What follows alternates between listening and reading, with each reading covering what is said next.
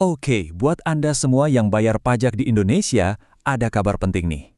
Pemerintah baru saja merombak total struktur kantor pajak. Nah, ini bakal ngubah cara kita semua berurusan sama pajak. Jadi, ayo kita bedah bareng-bareng apa sih artinya semua ini buat kita. Jadi, semua perubahan ini berawal dari satu dokumen kunci, Peraturan Menteri Keuangan Nomor 18 Tahun 2026. Anggap aja ini kayak cetak biru yang mengubah total cara kerja Direktorat Jenderal Pajak.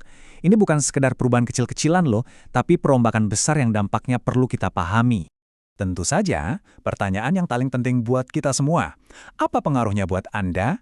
Buat saya? Sebagai wajib pajak, gimana perubahan ini akan terasa waktu kita lapor pajak, konsultasi, atau bahkan kalau amit-amit ada sengketa? Nah, itulah yang mau kita kupas tuntas sekarang.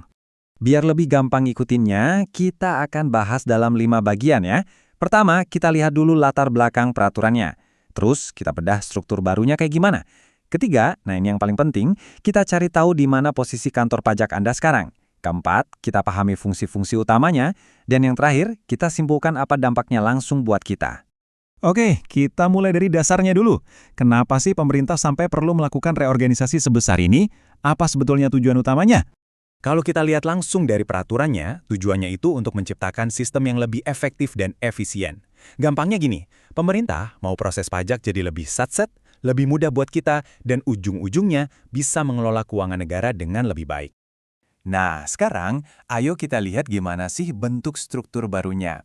Penting banget buat kita paham hierarkinya, biar kebayang gimana alur kerja dan tanggung jawab di dalam Direktorat Jenderal Pajak, atau DJP, dibagi-bagi. Coba bayangkan, kayak piramida 3 tingkat. Di paling atas, ada kantor wilayah DJP. Anggap aja ini manajer regionalnya. Di tingkat tengah, ada kantor pelayanan pajak, atau KPP. Nah, ini front office utamanya, tempat kita paling sering berinteraksi. Terus, di level paling bawah, ada KP2KP. Ini semacam unit pendukung buat menjangkau daerah-daerah yang lebih kecil.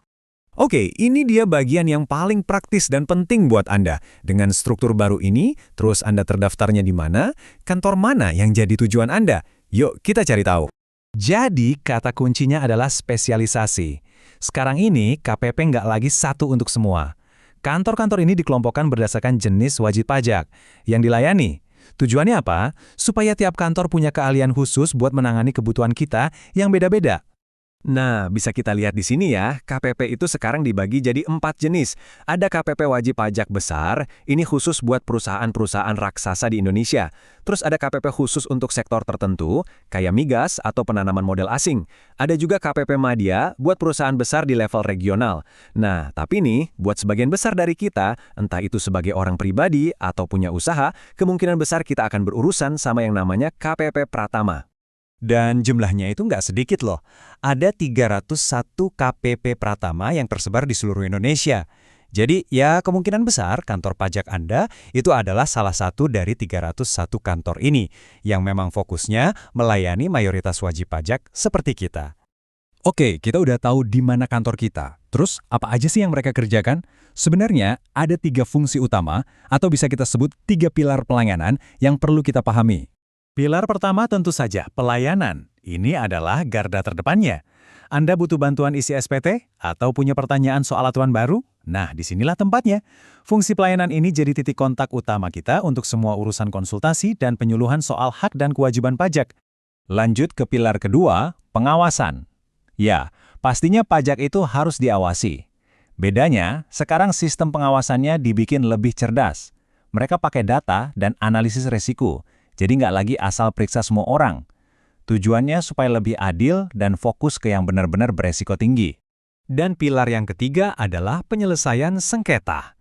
Kalau misalnya Anda merasa nggak setuju sama hasil pemeriksaan pajak, ada jalur resminya.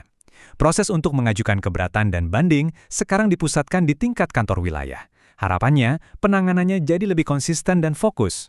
Akhirnya kita sampai di bagian kesimpulan. Setelah kita bahas semua perubahannya, sebetulnya apa sih manfaat nyata yang bisa kita harapkan? Apa pengaruh langsungnya buat pengalaman kita sebagai wajib pajak? Jadi, intinya buat kita apa? Harapannya, kita bisa dapat pelayanan yang lebih pas dengan profil kita, proses administrasi yang lebih ringkas, dan yang paling penting, lebih jelas harus kemana dan menghubungi siapa. Ditambah lagi, pengawasan yang lebih adil dan penanganan sengketa yang lebih terarah. Semua ini tujuannya cuma satu, bikin pengalaman kita berurusan dengan pajak jadi lebih baik. Jadi, pertanyaan besarnya sekarang, apakah dengan semua perubahan ini, urusan pajak kita bakal jadi lebih gampang? Ya, tujuannya sih ke sana. Kunci utamanya itu efisiensi, spesialisasi, dan kejelasan. Tentu kita perlu lihat nanti di lapangan gimana pelaksanaannya, tapi paling tidak, arah dan tujuannya udah jelas. Bikin sistem pajak yang lebih baik buat kita semua.